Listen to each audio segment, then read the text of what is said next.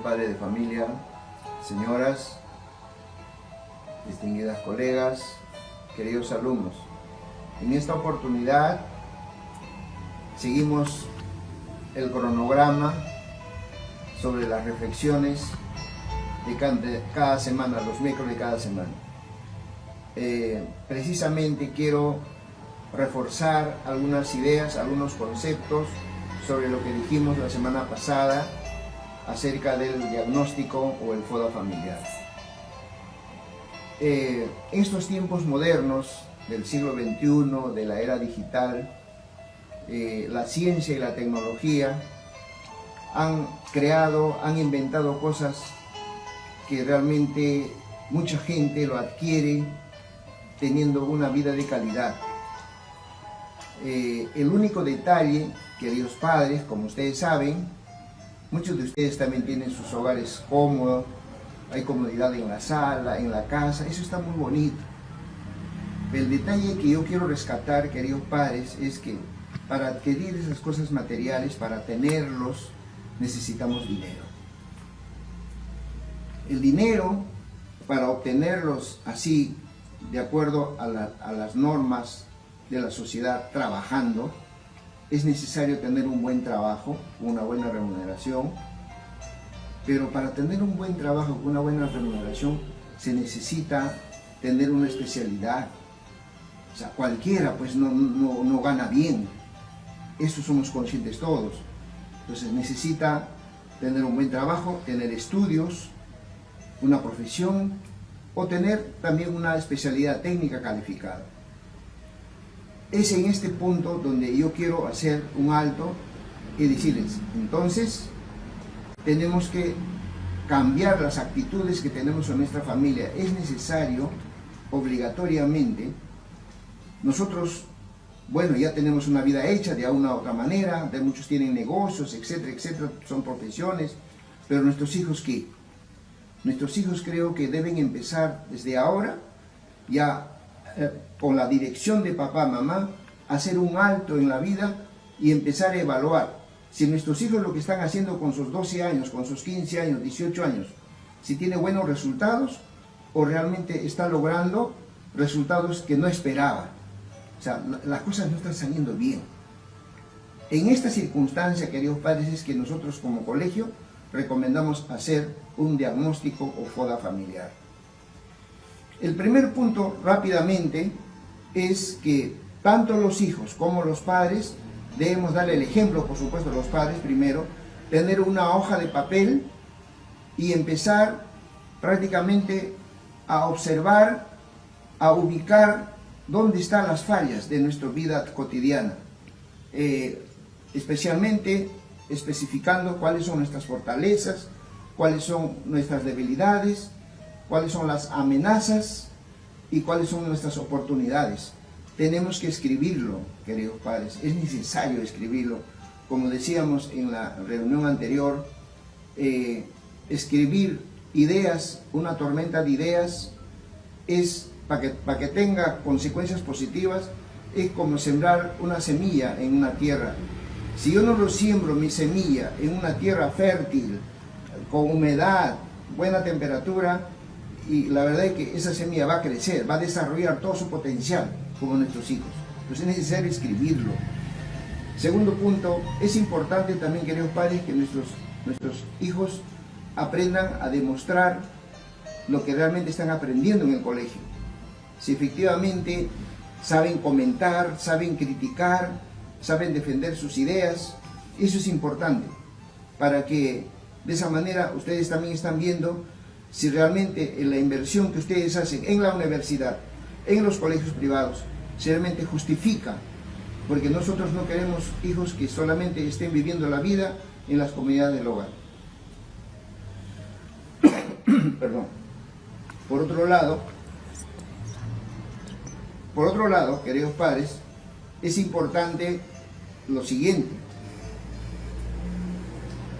Una vez que ya se ha tomado, se ha deliberado, se ha discutido en la familia, tienen que tomar acuerdos. Los acuerdos tienen que escribirse.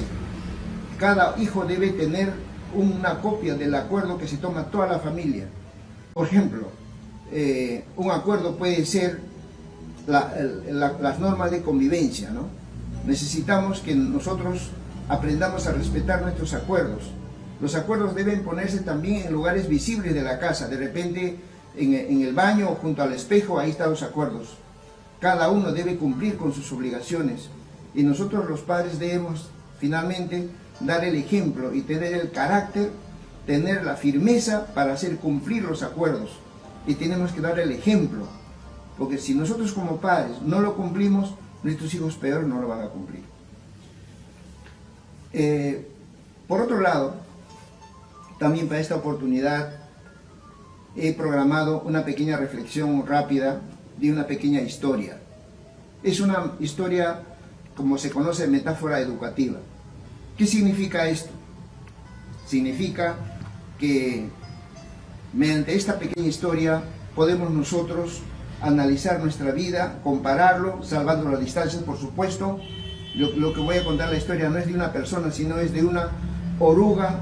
La oruga es un estado de la metamorfosis de un insecto, una oruga. Esas oruguitas que comen hojas, muchos padres han visto a los niños en una plantita comiendo las hojas. Esa es una oruga de más o menos 12 anillos. Lo que pasa es que un señor que tenía su pequeña hacienda encuentra unas orugas que han estado en el patio de su casa. Los organiza de una forma tal que le da un orden a la oruga que estaban caminando entre ellos, pero para que caminen en forma circular, un círculo sin fin. Y ese círculo observa a su hija y se da cuenta que las orugas marchan uno tras otro, siempre en círculo, sin tener mayor importancia, sin por qué, ¿no? Y ahí están. El padre, después de unas horas que están marchando las orugas, trae el alimento favorito de estas orugas, que es la hoja de pino, y lo deja en el centro del pequeño círculo. Luego, prácticamente se van a trabajar, son gente de campo, se van a trabajar al campo, regresan en la tarde y observan que las orugas siguen marchando en círculo sin fin. Ni siquiera habían tomado sus alimentos. Entonces, ¿qué sucede?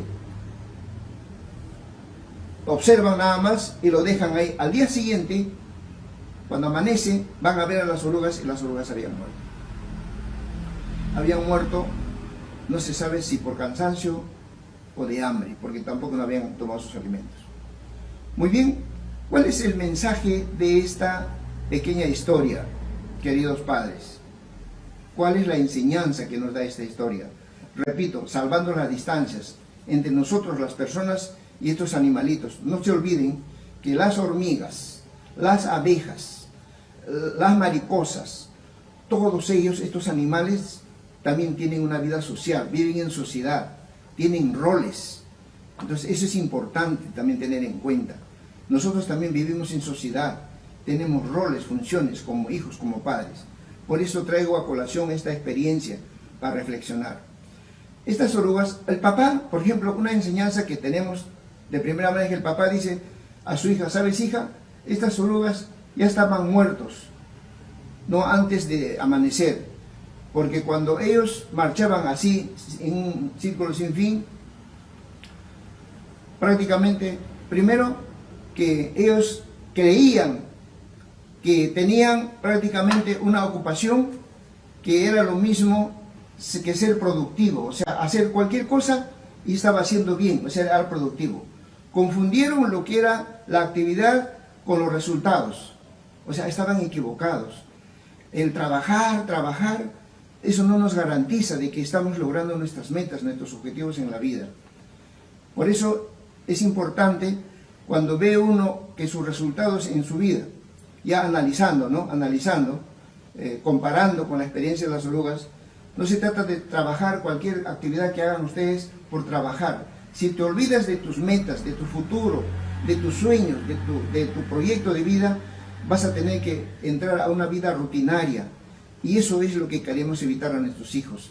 Si nosotros como mayores ahora hacemos trabajos, lo que hacemos para mantener a nuestra familia, pero nuestros hijos deben de elegir una carrera, un futuro, donde hagan su trabajo con pasión, lo que les gusta hacer, y para que encima le paguen por hacer ese trabajo que le gusta hacer.